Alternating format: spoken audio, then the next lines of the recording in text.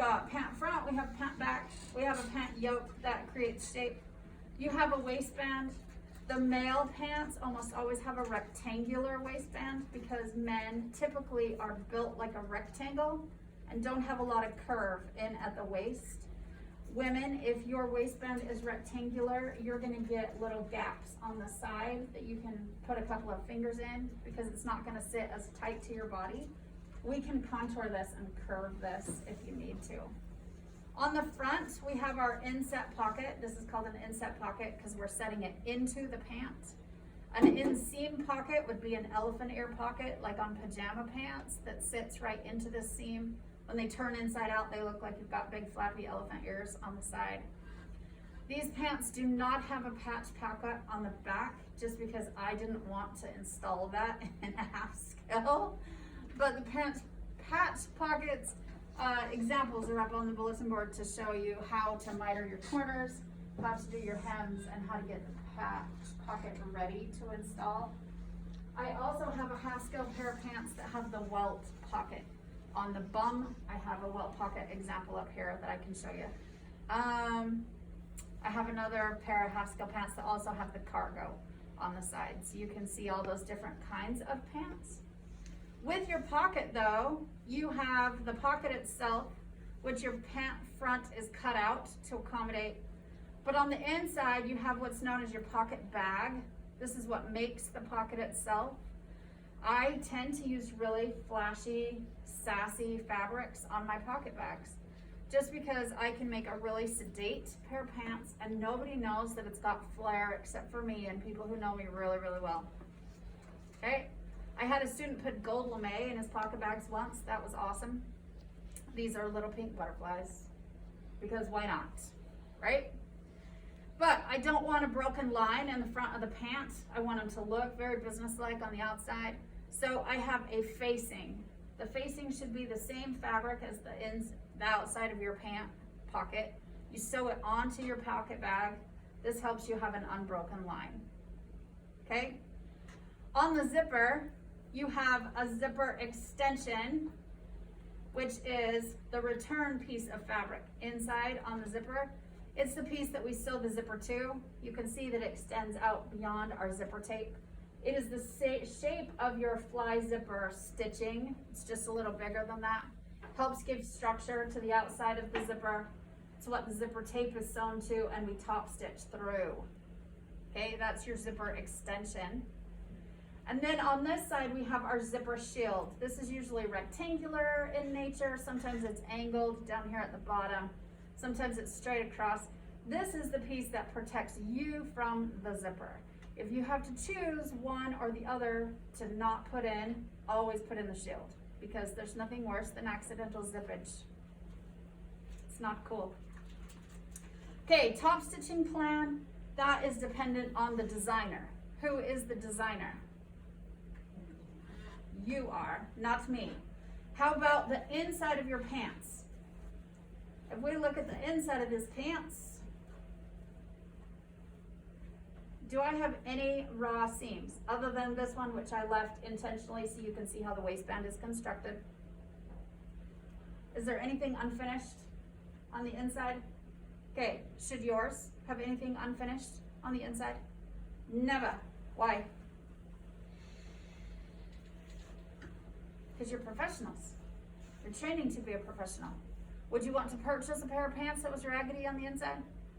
That were gonna fall apart every time you put them in the washer and leave strings and threads everywhere? Now what happens if you want the unfinished bohemian hem on the bottom? A little Soho hem. What if you want that? Awesome. How are you going to stop it from unraveling and how are you going to finish it intentionally for a ragged hem? That needs to be a thought process that you're going through. Your pattern instructions may or may not have any examples, any instructions, any clear line on how to finish your seams on the inside. That is something that pattern makers usually leave off their pattern instructions. It may tell you to zigzag, it may tell you to finish your edges. That means the choice of finishing your edges is up to you. Back on the back wall, I have the physical glossary that you guys are so lucky that this year you did not start off your semester constructing that for me. The sad thing is now there's 10 seam finishes on that board that you do not have exposure to. Okay, whether it's a seam finish, a clean finish, a surged finish, a flat fell, a French seam, a welt seam, a narrow rolled seam, a self-bound seam, any of those kind of seam finishes, which is just what you're doing to the seam allowance on the inside to control that seam allowance. All of those things you do not have access and exposure to. So you can see how they look when they're finished, so you can make a choice. If it's a multi-step process, I have multi-step examples back there. I have the instructions for all of that, but you have to find me the resources. That is going to be one of your final examples, or one of your final assignments, is you have to find me a digital resource for all of those skills, because you're still turning in a glossary. You're just turning it in virtually. If you cannot find a digital resource for those skills, you will be making one yourself. But that will be happening when we're not in class anymore. And it will be review at that point.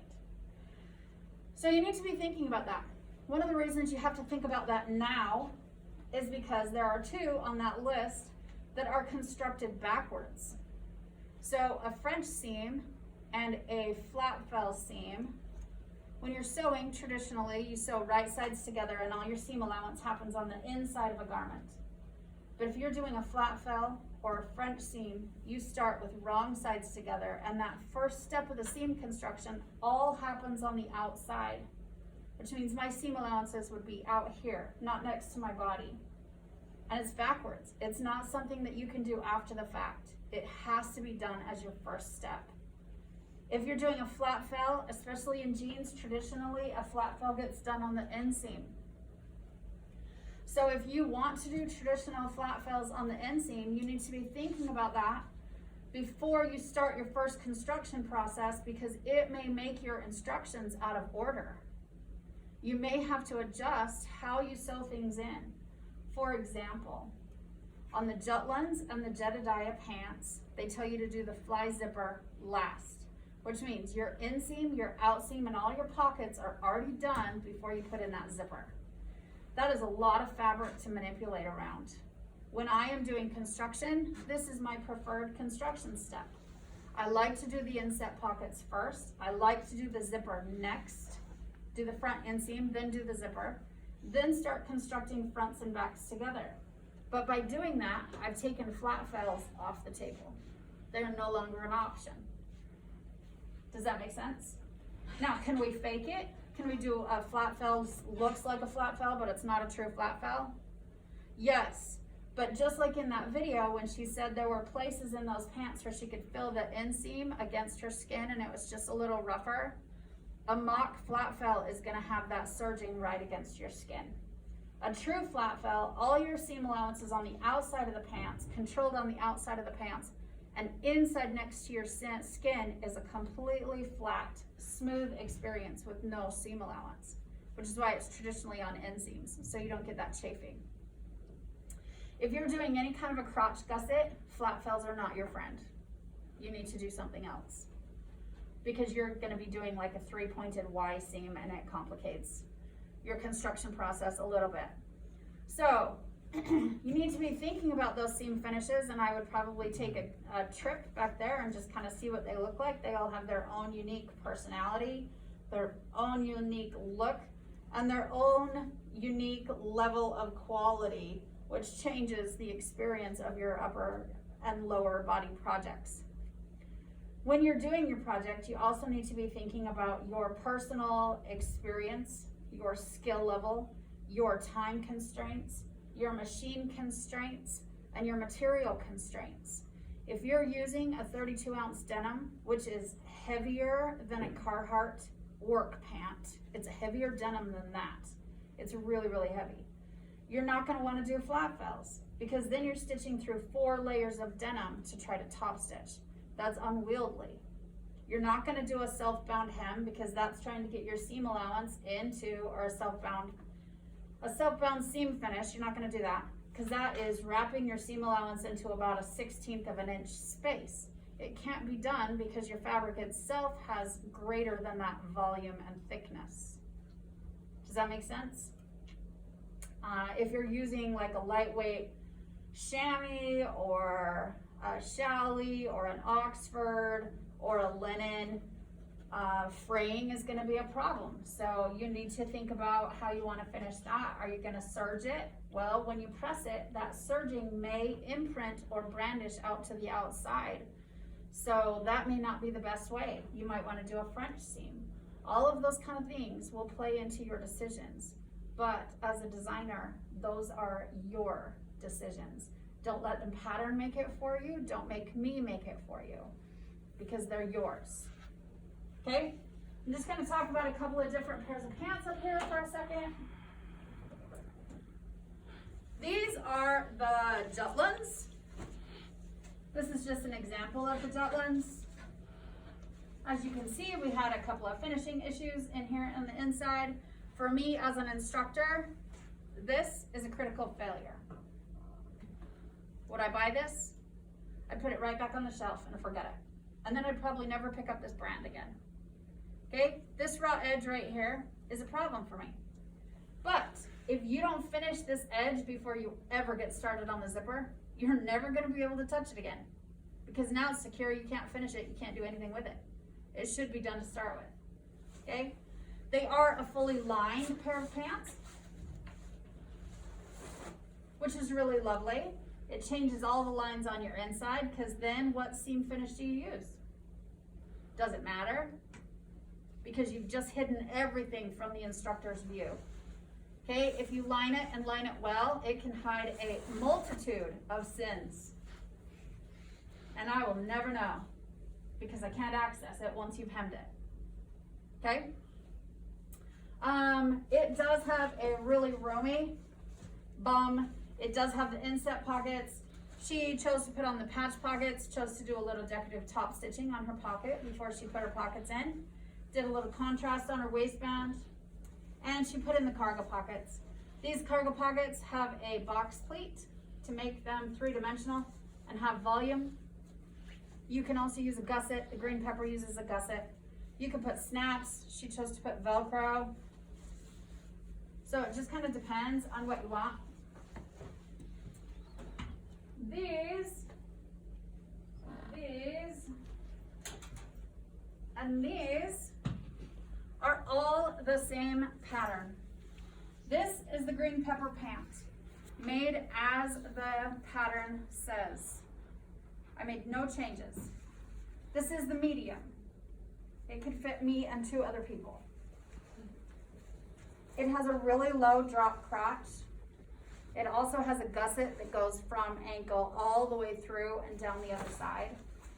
Its cargo pockets are freaking jihugents.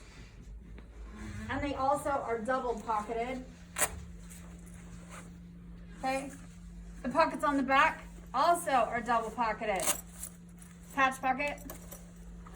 Interior zipper pocket for security. If you're choosing to do that, I highly recommend you pay attention. Not to the Velcro, but to which direction your zipper pulls go. They should either go in opposite directions or in opposite directions, not both move left to right. Okay? Little things. But this has got the best example, this pattern has got the best example of how to construct a fly zipper and how to get it clean than any other patterns back there. So if you need to be using instructions for the zipper from one and the pocket from another and the inseam from another, go ahead and do that. That's why I put all the instructions online. It has a little bit of elastic in the waistband if you're looking for a hiking pant, a mountaineering pant, a climbing pant. These are really roomy and that's really great, but you may have to rebuild the crotch angle just a little. These are built for the zip-off shorts, so it has a zip-off.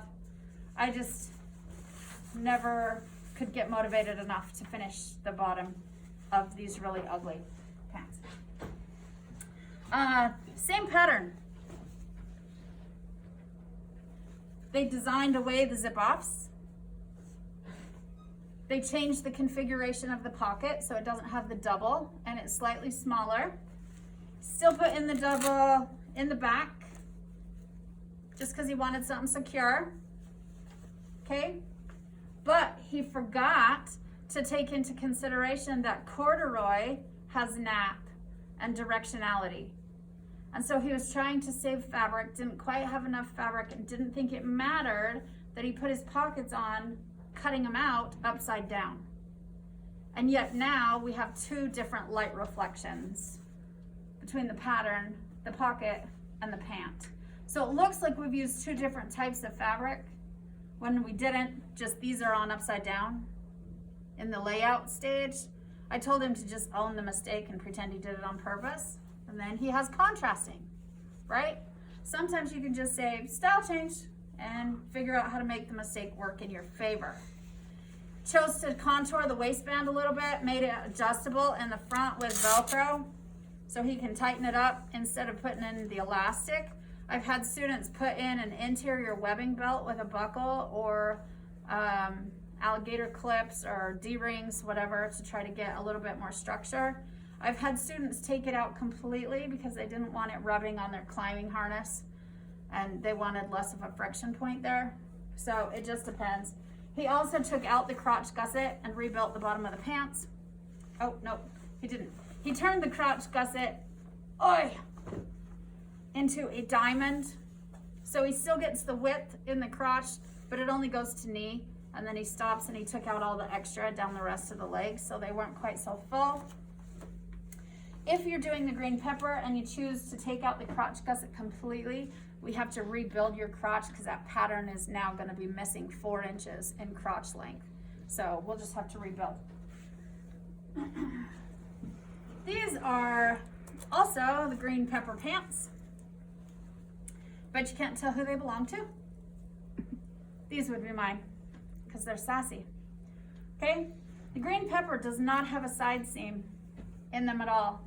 The front and the back is all one piece. So it's a little different construction, but as a female who's curvy, that takes out one whole seam that I have available for an alteration to be able to put in changes to my hip line and my waistline. So I inserted a side seam so I had more sizing and alteration ability there. I did put the cargos on the side, but they're custom built cargos specifically for an iPhone 7 Plus with a pleat to make it 3-dimensional, asymmetrical pleat. It also has an interior pocket here, which is just big enough for a folded $20 bill and a driver's license. I didn't put the flaps on the back because I wanted it to be a little sleeker of a look, but I still do the patch pockets. I put in the rivets as just a decorative touch. I did a traditional inset jean pocket on the front. I did just plain pocket bag because I was doing so much else to the rest. I doubled the width of my waistband and then contoured it so it's a little more shaped. You can see it's just wider and that it's curved this way instead of so square and rectangular at the top. And I took out the crotch gusset altogether and just rebuilt the pant. But this one, the corduroy and the black shorts are all using the same pattern. They've just been adjusted for the individual needs of whatever anybody needs. Does that make sense? Okay. I think we're good.